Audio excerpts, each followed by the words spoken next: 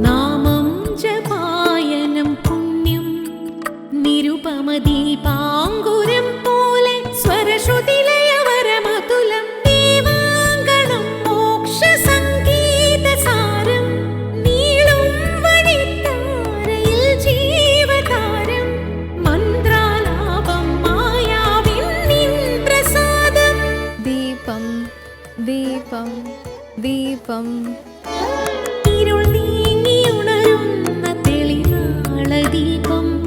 നമസ്കാരം. സന്ധ്യാദീപത്തിൻ്റെ ആധ്യാത്മിക വിശുദ്ധിയിലേക്ക് ഏവർക്കും സ്വാഗതം. സന്ധ്യാദീപം. കേരളത്തിലെ ഹൈന്ദവ ഭവനങ്ങളുടെ പൂമുഖം സന്ധ്യാദീപത്തിൻ്റെ പ്രഭയാൽ ഐശ്വര്യപൂർണ്ണമാണ്. ഓരോ നിലവിളക്കും സൂചിപ്പിക്കുന്നത് അവിടുത്തെ ലക്ഷ്മി സാന്നിധ്യമാണ്. അതിനാൽ നമുക്കും തിരികൊളുത്താം ഇന്നത്തെ സന്ധ്യാദീപത്തിന്. വാത്മീകി രാമായണത്തിൽ രാമന് മാനുഷിക ഭാവമാണ് കൂടുതൽ. എന്നാൽ എഴുത്തച്ഛൻ്റെ അധ്യാത്മ രാമായണത്തിൽ രാമന് ദൈവിക പരിവേഷമാണുള്ളത്. അതുകൊണ്ട് തന്നെ എഴുത്തച്ഛൻ്റെ രാമായണത്തിലെ ഓരോ വരികളും ഭക്തി തുളുമ്പുന്ന പ്രാർത്ഥനയ്ക്ക് തുല്യമാണ്. ഈ പുണ്യമുഹൂർത്തത്തിൽ നമുക്കും സഞ്ചരിക്കാം രാമായണത്തിലൂടെ. ശ്രീരാമ രാമ രാമ ശ്രീരാമചന്ദ്ര ജയ ശ്രീരാമ രാമ രാമ ശ്രീരാമഭദ്ര ജയ ശ്രീരാമ രാമ രാമ സീതാഭിരാമ രാമ ശ്രീരാമ രാമ രാമ ലോകാഭിരാമ ജയ. ഇന്നത്തെ പാരായണത്തിൽ ശ്രീരാമചന്ദ്രൻ്റെ വനയാത്ര തുടർന്നുകൊണ്ടിരിക്കുന്നു. ആ സമയത്ത് ശൂർപ്പണഖ, അതിനെ തുടർന്ന് രാവണൻ, ഇവരെയൊക്കെ കണ്ടുമുട്ടുന്ന സന്ദർഭങ്ങളാണ് ഇനി നമ്മൾ കാണാൻ പോകുന്നത്. കന്നൽ നേർമിഴിയാളാം ജാനകി ദേവി ഇപ്പോൾ നിന്നുടെ ഭാര്യയാകിൽ ജന്മസാഫല്യം വരും ത്വത്സകാശത്തിങ്കലാക്കിയിടുവാൻ തക്കവണ്ണം ഉത്സാഹം ചെയ്തിടുകിലെത്രയും നന്ന് ഭവാൻ. ത്വൽസാമർത്ഥ്യങ്ങളെല്ലാം പത്മാക്ഷിയാകും അവൾ ഉത്സംഗെ വസിക്ക കൊണ്ടാകുന്നു ദേവാരാധേ. രാമനോടേറ്റാൽ നിൽപ്പാൻ നിനക്ക് ശക്തി പോരാ. കാമവൈരിക്കും നേരെ നിൽക്കരുതെതിർക്കുമ്പോൾ മോഹിപ്പിച്ചൊരു ജാതി മായയാ ബാലന്മാരെ മോഹനഗാത്രി തന്നെ കൊണ്ടുപോരുകയുള്ളൂ. സോദനീ വചനങ്ങൾ ഇങ്ങനെ കേട്ട ശേഷം സാദരവാക്യങ്ങളാൽ ആശ്വസിപ്പിച്ചു. തൂർണം തന്നുട മണിയറ തന്നിലങ്ങ് അകമ്പുക്കാൻ വന്നതില്ലേതും നിദ്ര ചിന്തയുണ്ടാകമൂലോ. എത്രയോ ചിത്രമോർത്തോളം ഇതമൊരു മർത്യനാൽ 3.25 നാഴിക നേരം കൊണ്ട് ശക്തനാം നക്തഞ്ചരപ്രവരൻ ഖരൻ താനും യുദ്ധവൈദഗ്ധ്യമേറും സോദരരിരുവരും പത്തികൾ 14,000 മുടിഞ്ഞുപോൽ. വ്യക്തം മാനുഷനല്ല രാമനെന്നത് നൂനം. ഭക്തവത്സലനായ ഭഗവാൻ പത്മേക്ഷണൻ മുക്തിദാനൈകമൂർത്തി മുകുന്ദൻ ഭക്തപ്രിയൻ ധാതാവ് മുന്നം പ്രാർത്ഥിച്ചൊരു കാരണം ഇന്ന് ഭൂതലേ രഘുകുലേ മർത്യനായി പിറന്നിപ്പോൾ. എന്നെ കൊല്ലുവാൻ ഒരുമ്പെട്ടു വന്നാണെങ്കിലോ ചെന്നു വൈകുണ്ഠരാജ്യം പരിപാലിക്കാമല്ലോ. അല്ലെങ്കിലെന്നും വാഴാം രാക്ഷസ രാജ്യമെന്നാൽ അല്ലലില്ലൊന്നുകൊണ്ടും മനസ്സ് നിരൂപിച്ചാൽ കല്യാണപ്രദനായ രാമനോടേൽക്കുന്നതിനെല്ലാ ജാതിയും മടിക്കേണ്ട ഞാനൊന്നുകൊണ്ടു. ഇത്തം ആത്മനെ ചിന്തിച്ചുറച്ച് രക്ഷോനാഥൻ തത്വജ്ഞാനത്തോടുകൂടെ അത്യാനന്ദവും പൂണ്ടാൻ. സാക്ഷാൽ ശ്രീനാരായണൻ രാമനെന്നറിഞ്ഞത് രാക്ഷസപ്രവരനും പൂർവവൃത്താന്തമോർത്താൻ. വിദ്വേഷബുദ്ധ്യാ രാമൻ തന്നെ പ്രാപിക്കേയുള്ളൂ. ഭക്തി കൊണ്ടെന്നിൽ പ്രസാദിക്കയില്ല അഖിലേശൻ. സൗമിത്രിക്ക് ഇങ്ങനെയുള്ള ഉപദേശങ്ങളൊക്കെ കൊടുത്തിട്ട് രാമനും ലക്ഷ്മണനും സീതയും ഇരിക്കുന്ന സ്ഥലത്തേക്ക് ഒരു സുന്ദരിയായ ഒരു സ്ത്രീ കടന്നു വരുന്നു. സ്വയം അവൾ പരിചയപ്പെടുത്തുകയാണ്, ഞാൻ ശൂർപ്പണഖയാണ്, ഞാൻ ഖരൻ, ദൂഷണൻ, ത്രിശിരസ് എന്നീ സഹോദരങ്ങളോടൊപ്പം താമസിക്കുന്നവളാണ്. രാമൻ്റെ സൗന്ദര്യം കണ്ട് ഞാൻ അവനെ ഇഷ്ടപ്പെടുന്നു. അതുകൊണ്ട് നീ ഇന്ന് എന്നെ ഭാര്യയായി സ്വീകരിക്കണം എന്ന് ശൂർപ്പണഖ ശ്രീരാമനോട് അപേക്ഷിക്കുകയാണ്. അപ്പം ശ്രീരാമൻ പറയാണ്, ഞാൻ അയോധ്യാപതിയായ ദശരഥൻ്റെ പുത്രനാണ്. ഈ ഇരിക്കുന്നത് എൻ്റെ പത്നി ജാനകിയാണ്. ഇത് എൻ്റെ സഹോദരൻ ലക്ഷ്മണൻ. അപ്പോൾ അവൾ പറഞ്ഞു, നീ എന്നെ പരിഗ്രഹിച്ച് എന്നെ നിൻ്റെ ഭാര്യയാക്കണമെന്ന് ശൂർപ്പണഖ പറയുമ്പോൾ ജാനകിയെ നോക്കിക്കൊണ്ട് പുഞ്ചിരിച്ചുകൊണ്ട് രാമൻ ശൂർപ്പണഖയോട് പറയുന്നു, താപസവേഷം ധരിച്ച് കാനനത്തിൽ സഞ്ചരിക്കുന്ന ഒരുവനാണ് ഞാൻ. ഇവള് എൻ്റെ പ്രിയ പത്നിയാണ്. എനിക്ക് അവളെ ഒരിക്കലും പിരിയാൻ കഴിയില്ല. എൻ്റെ സഹോദരനായ ലക്ഷ്മണന് നീ നല്ലവണ്ണം യോജിക്കും. അതുകൊണ്ട് നീ ലക്ഷ്മണൻ എൻ്റെ ഭർത്താവായിരിക്കണമെന്ന് പറഞ്ഞു വിടുന്നു. അപ്പോൾ ശൂർപ്പണഖ അവിടെ ചെന്നിട്ട് ലക്ഷ്മണനോട് പറയുന്നു, നീ എൻ്റെ ഭർത്താവാകണം. ലക്ഷ്മണനും അവളുടെ അപേക്ഷ നിരസിച്ചു. നീ ചെന്ന് ശ്രീരാമനോട് പറയും. വീണ്ടും ശ്രീരാമൻ്റെ അടുത്ത് വരും.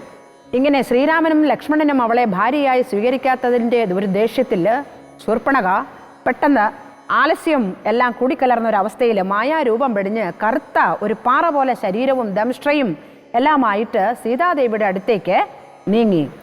പേടിച്ച രാമൻ അവളെ തടുത്തു നിർത്താൻ തുടങ്ങിയപ്പോഴേക്കും ലക്ഷ്മണൻ വാള് ഊരി അവളുടെ മാറും മൂക്കും ഛേദിച്ചു കളഞ്ഞു. ശൂർപ്പണഖ തൻ്റെ മുറിഞ്ഞ ശരീരവുമായിട്ട് ചെന്ന് ഖരനോട് പറയുന്നു. ഖരൻ കോപത്തോടെ ശ്രീരാമനെ ആക്രമിക്കുവാനായിട്ട് വരുന്നു. 3.25 നാഴിക കൊണ്ട് 14,000 രാക്ഷസന്മാരെയും ഖരൻ, ദൂഷണൻ, ത്രിശിരസ് എന്നിവയെല്ലാവരെയും വധിച്ചത് കണ്ട് ശൂർപ്പണഖ നിലംപതിച്ചു. എന്നാൽ മരിച്ചവരൊക്കെ ദിവ്യശരീരം സ്വീകരിച്ച് ശ്രീരാമചന്ദ്രനിൽ നിന്ന് ജ്ഞാനം നേടി രാമനെ പ്രദക്ഷിണം വെച്ച് നമസ്കരിച്ചു. ശൂർപ്പണഖ വീണ്ടും നടന്ന കാര്യങ്ങളൊക്കെ രാവണനെ അറിയിക്കുവാനായിട്ട് പുറപ്പെടുകയാണ്. ചോരയൊലിപ്പിച്ച് നിൽക്കുന്ന ശൂർപ്പണഖയെ കണ്ടിട്ട് രാവണൻ കാര്യം തിരക്കി. അപ്പോൾ ശൂർപ്പണഖ ഒരു കള്ളം പറഞ്ഞു. ഞാൻ ശ്രീരാമനെയും ലക്ഷ്മണനെയും ദർശിച്ചപ്പോൾ അവരുടെ കൂടെ സുന്ദരിയായ ഒരു സ്ത്രീയെ കണ്ടു. നിന്റെ പത്നിയായിരിക്കാൻ അവൾ നല്ലതാണെന്ന് കരുതി ഇങ്ങോട്ട് കൊണ്ടുപോരാൻ ഞാൻ പുറപ്പെട്ടതാണ്. അപ്പോൾ രാഘവൻ പറഞ്ഞതനുസരിച്ച് ലക്ഷ്മണൻ എൻ്റെ കാതും മൂക്കും മുലയുമെല്ലാം ഛേദിച്ചു. ഈ കാര്യം ഞാൻ ഖരനെ അറിയിച്ചു. അപ്പം ഖരനെയും അവർ കൊന്നുകളഞ്ഞു. സുന്ദരിയായ സീതയെ കിട്ടിയാൽ നിന്റെ ജന്മം സഫലമാകും. അതിനുവേണ്ടിയുള്ള പരിശ്രമം നീ ചെയ്താലും. സീത രാമൻ്റെ അരികിൽ തന്നെ ഉള്ളതുകൊണ്ടാണ് രാമൻ ഈ പരാക്രമങ്ങളൊക്കെ കാണിക്കുന്നത്. രാമനോട് എതിരിടാൻ പരമേശ്വരന് പോലും ഭയമാണ്. എതിർക്കുമ്പോൾ ആരും നേരെ നിൽക്കുകയില്ല. രാമലക്ഷ്മണന്മാരെ മായയിൽ ഭ്രമിപ്പിച്ച് ആ സുന്ദരിയെ നീ കൊണ്ടുപോരണം. ശൂർപ്പണഖയുടെ ഇത്തരം വാക്കുകൾ രാവണന്റെ ഉറക്കം കെടുത്തിക്കളഞ്ഞു. യുദ്ധവൈദഗ്ധ്യം നിറഞ്ഞ സഹോദരന്മാരെയും 14,000 സൈന്യങ്ങളെയും 3.25 നാഴിക കൊണ്ട് നശിപ്പിച്ചത് ഒരു അത്ഭുതം തന്നെയാണ്.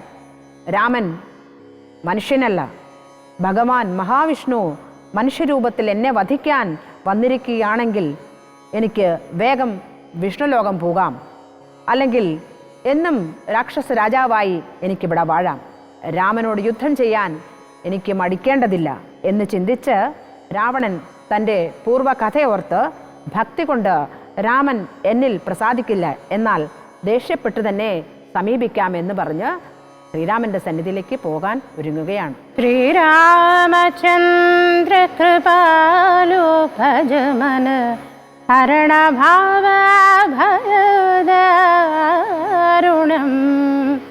നവകഞ്ചലോചന കഞ്ചമുഖകര കഞ്ചപാദ കഞ്ചാരുണം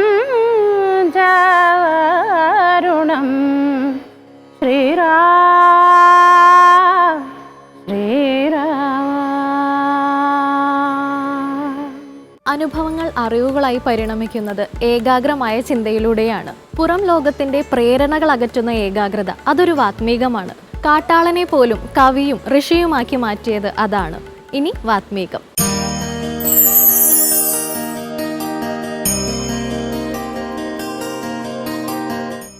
എല്ലാ സജ്ജനങ്ങൾക്കും വാത്മീകത്തിൻ്റെ പുതിയൊരു അധ്യായത്തിലേക്ക് ഹാർദവമായ സ്വാഗതം.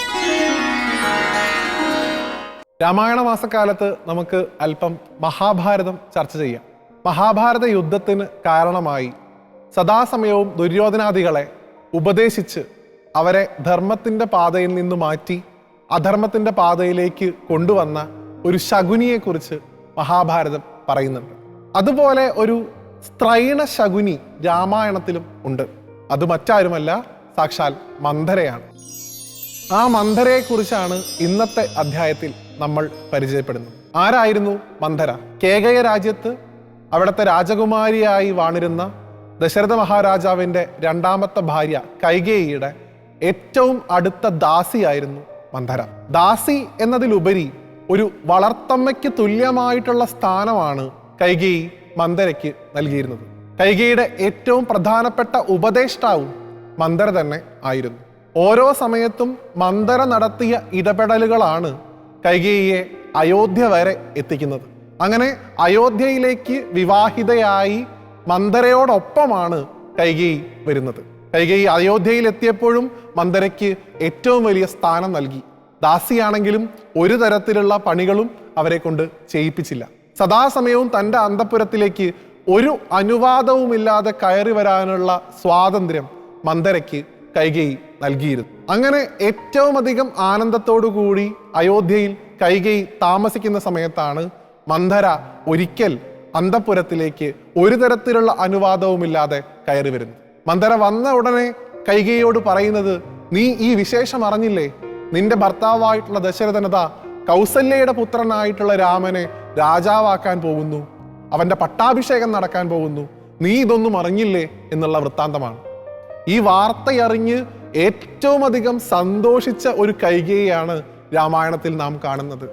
അവർ ഉടനെ തന്നെ തൻ്റെ ദേഹത്ത് അണിഞ്ഞിരുന്ന ആഭരണങ്ങൾ, സ്വർണ്ണ നാണയങ്ങൾ ഇതെല്ലാം എടുത്ത് മന്ധരയ്ക്ക് നൽകുന്നു.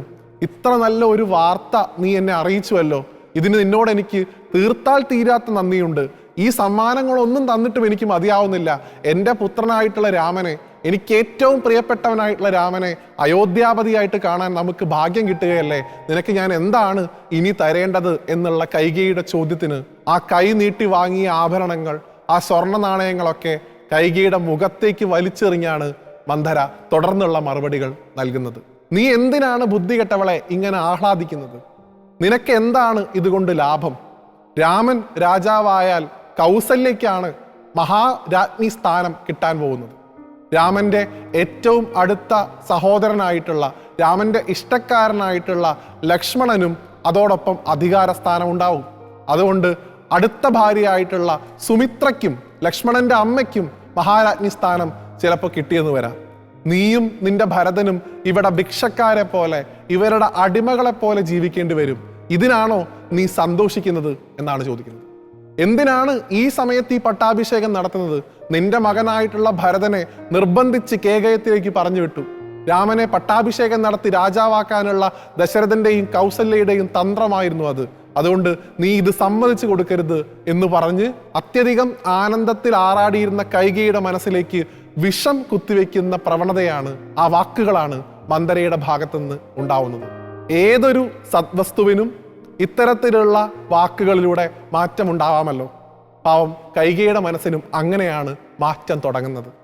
ഭയം വരുന്നു. താൻ രണ്ടാംകിടയായി പോകുമോ, തൻ്റെ മകൻ അടിമയായി പോകുമോ എന്നുള്ള ഭയത്തിൽ നിന്നാണ് ഇനി ഞാൻ എന്ത് ചെയ്യണം എന്ന് മന്ധരയോട് ഉപദേശം കൈകേയി ചോദിക്കുന്നത്.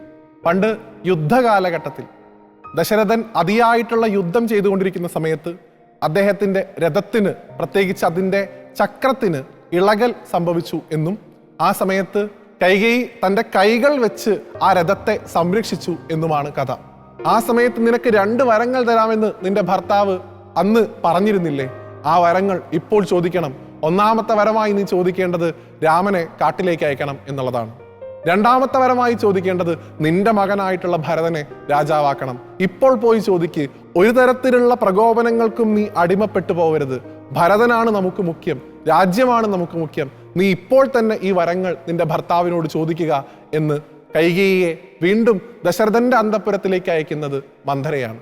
ഇവിടം തൊട്ടാണ് ഭഗവാൻ ശ്രീരാമചന്ദ്രന്റെ ജീവിതത്തിലെ രണ്ടാമത്തെ ഒരു കാലഘട്ടം തുടങ്ങുന്നത്. സീതാപരിത്യാഗത്തിന് പോലും കാരണമാകുന്നത് ഈ മന്ധരയുടെ വാക്കുകളാണ്.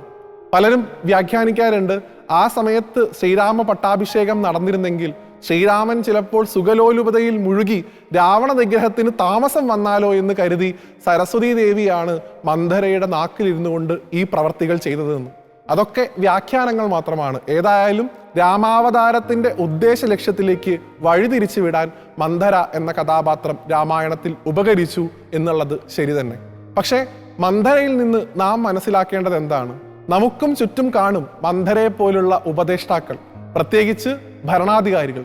അവരുടെ ഉപദേശങ്ങൾക്കനുസരിച്ച് നാം നമ്മുടെ തീരുമാനങ്ങൾ മാറ്റി അധർമ്മത്തിന്റെ പക്ഷത്തേക്ക് പോകുകയാണെങ്കിൽ, സ്വാർത്ഥ താല്പര്യങ്ങൾക്ക് പോകുകയാണെങ്കിൽ നമുക്കും കൈകേയിയുടെ ഗതി വരും. സ്വന്തം ഭർത്താവിനെയാണ് കൈകേയിക്ക് നഷ്ടപ്പെടുന്നത്. സ്വന്തം മകൻ പോലും കൈകേയിക്കെതിരെ സംസാരിക്കുന്നു. മന്ധരയെ തന്നെ സാക്ഷാൽ ശത്രുഘ്നസ്വാമി വെട്ടിയെറിയാൻ പുറപ്പെടുന്നുണ്ട്. അപ്പോ അധർമ്മത്തിന്റെ പക്ഷത്ത് നിൽക്കുന്ന ഒരു ഉപദേശി ധർമ്മത്തിന്റെ പക്ഷത്ത് നിൽക്കുന്ന നമുക്ക് തരുന്ന ഉപദേശങ്ങളെ ഏറ്റവും പ്രാധാന്യത്തോടുകൂടി കാണാതെ അർഹിക്കുന്ന അവജ്ഞയോടുകൂടി അവയെ തള്ളിക്കളയാൻ വേണം ഇന്നത്തെ സമൂഹത്തിൽ നാം ശീലിക്കാൻ. നമ്മുടെ സമൂഹത്തിൽ പലതരത്തിലുള്ള നല്ല വാക്കുകൾ പറഞ്ഞുകൊണ്ട്, നമ്മുടെ ഗുണത്തിനാണെന്ന് പറഞ്ഞുകൊണ്ട് നമ്മുടെ മനസ്സിലേക്ക് വിഷം കുത്തിവെക്കാൻ ശ്രമിക്കുന്ന നിരവധിയായിട്ടുള്ള മന്ധരമാരെ നമ്മുടെ ജീവിതം പരിശോധിച്ചാൽ നമുക്ക് കാണാൻ സാധിക്കും.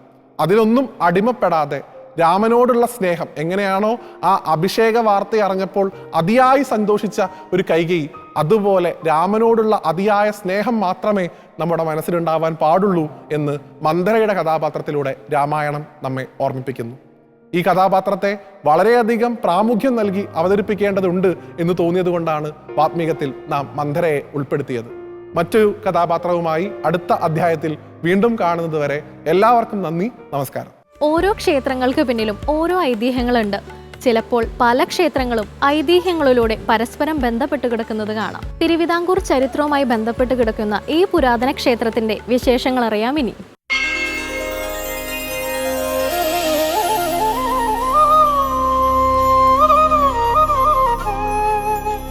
ദ്രാവിഡ ഗോത്രത്തിന്റെ പിൻഗാമികൾക്കിടയിൽ ഏറെ ആരാധിക്കപ്പെടുന്ന ദേവനാണ് സുബ്രഹ്മണ്യൻ. അതുകൊണ്ടുതന്നെ ഉത്തരേന്ത്യയിൽ സുബ്രഹ്മണ്യ ക്ഷേത്രങ്ങൾ വളരെ കുറവായിരിക്കുമ്പോഴും ദക്ഷിണേന്ത്യയിൽ ധാരാളമായി സുബ്രഹ്മണ്യ ക്ഷേത്രങ്ങൾ കാണപ്പെടുന്നു. തമിഴ് വംശജർക്കിടയിലാണ് സുബ്രഹ്മണ്യ ആരാധന ഏറ്റവും ശക്തമായി നിലനിൽക്കുന്നത്. തിരുവനന്തപുരം കൊല്ലം ദേശീയപാതയിൽ ഉള്ളൂർ ജംഗ്ഷനിൽ നിന്നും ഏതാണ്ട് 1/2 കിലോമീറ്റർ മാറി ഉള്ളൂർ ശ്രീ ബാലസുബ്രഹ്മണ്യ ക്ഷേത്രം സ്ഥിതി ചെയ്യുന്നു. ഷടാനനം കുങ്കുമരക്തവർണം മഹാമതിം ദിവ്യമയൂരവാഹനം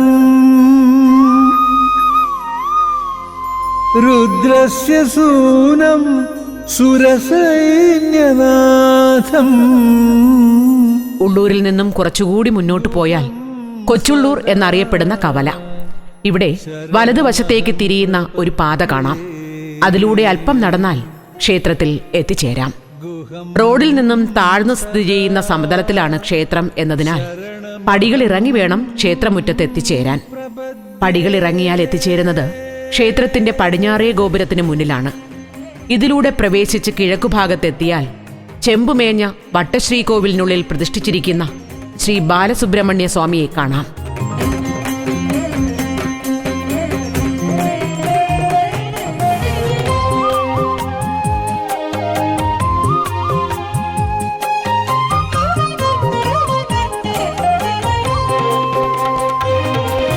മനസ്സിലെ മയിൽവാഹനത്തിൽ മരുവുമെൻ വേലായുധ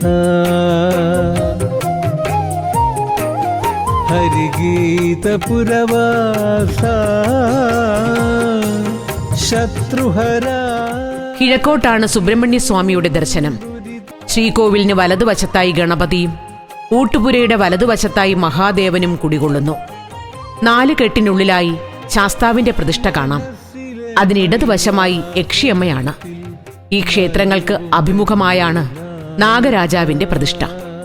ഈ ക്ഷേത്രം പഴയ കാലത്ത് ശാസ്താക്ഷേത്രമായിരുന്നുവെന്നും അന്നാട്ട് ശാസ്താവ് എന്നാണ് അറിയപ്പെട്ടിരുന്നത് എന്നും പറയപ്പെടുന്നു. നെടുമങ്ങാട് രാജകുടുംബത്തിലുണ്ടായ ചില അനിഷ്ടങ്ങളെ തുടർന്ന് ദേവപ്രശ്നം നടത്തുകയും അതിലെ വിധിപ്രകാരം ഇവിടെ സുബ്രഹ്മണ്യനെ പ്രതിഷ്ഠിക്കുകയും ചെയ്തു എന്നാണ് ചരിത്രം പറയുന്നത്.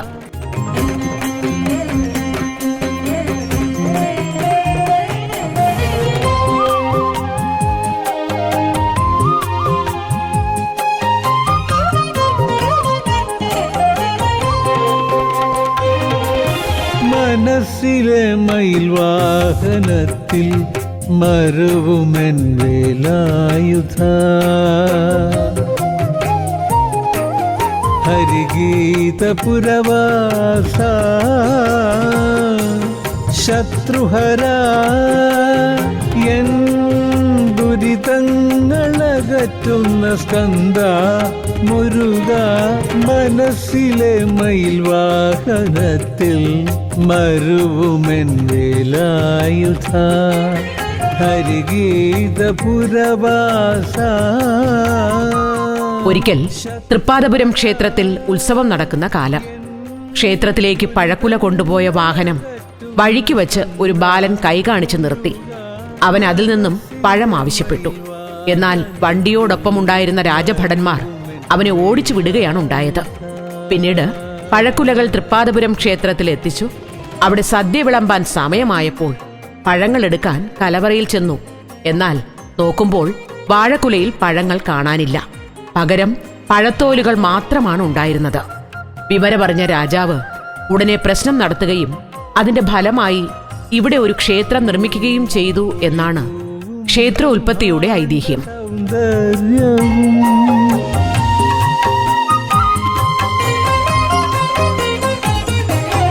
ഹരനർത്തനം കണ്ട നേത്രങ്ങളിൽ ഒളിതൂവും ബ്രഹ്മാണ്ട സൗന്ദര്യവും ഹിമഗിരി തനയതൻ അനുഗ്രഹം കവിയും ഹൃദയത്തിൽ നിറഞ്ഞാടും ധീരതയും. കുമാരകോവിൽ മാതൃകയിൽ തിനമാവ് തേനിൽ കുഴച്ച് പച്ചയ്ക്ക് നേദിക്കുന്ന രീതി ഇവിടെ നിലവിലുണ്ട്. കൂടാതെ മലർപ്പൊടിയും ഉണ്ണിയപ്പവും എല്ലാം ഇവിടത്തെ നിവേദ്യത്തിൽ ഉൾപ്പെടുന്നു. മകരത്തിലെ തൈപ്പൂയം ഇവിടത്തെ ഒരു പ്രധാന ആഘോഷമാണ്. അതുപോലെ തന്നെയാണ് മീനമാസത്തിലെ ഉത്രത്തോടനുബന്ധിച്ച് നടക്കുന്ന പൈങ്കുനി ഉത്സവവും. അതോടൊപ്പം നടക്കുന്ന ചടങ്ങാണ് നായ്വയ്പ്. സുബ്രഹ്മണ്യ ക്ഷേത്രം എന്നറിയപ്പെട്ടതോടെ ശാസ്താവ് ഉപദേവനായി മാറിയെങ്കിലും ശാസ്താപ്രീതിക്കായുള്ള കളമെഴുത്തും പാട്ടും പോലെയുള്ള ചടങ്ങുകൾ ഇന്നും പ്രാധാന്യത്തോടെ ഇവിടെ നടത്തപ്പെടുന്നു. ഏത് സുബ്രഹ്മണ്യ ക്ഷേത്രത്തിലേതും എന്നതുപോലെ ഇവിടെയും കാവടി ഒരു പ്രധാന ചടങ്ങാണ്. ഉത്സവനാളുകളിൽ ഭഗവാനെ പല്ലക്കിലേറ്റി പുറത്തേക്ക് എഴുന്നള്ളിക്കുന്ന ചടങ്ങ് ഏറെ ഭക്തി നിർഭരമായി ഇവിടെ നടത്തപ്പെടുന്നു.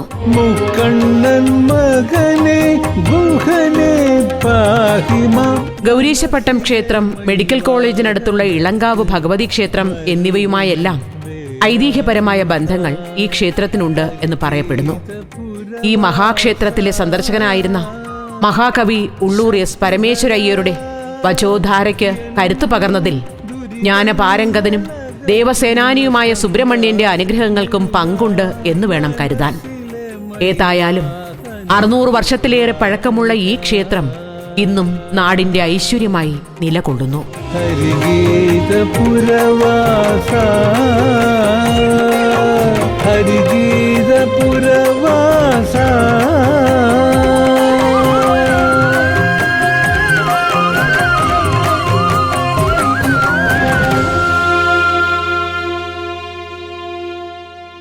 ഈ സന്ധ്യാവേളയിൽ നമ്മൾ സ്വാംശീകരിച്ച അറിവും ചൈതന്യവും ശാന്തവും സമാധാനപൂർണവുമായ ഒരു രാത്രി കൂടി നിങ്ങൾക്ക് സമ്മാനിക്കട്ടെ.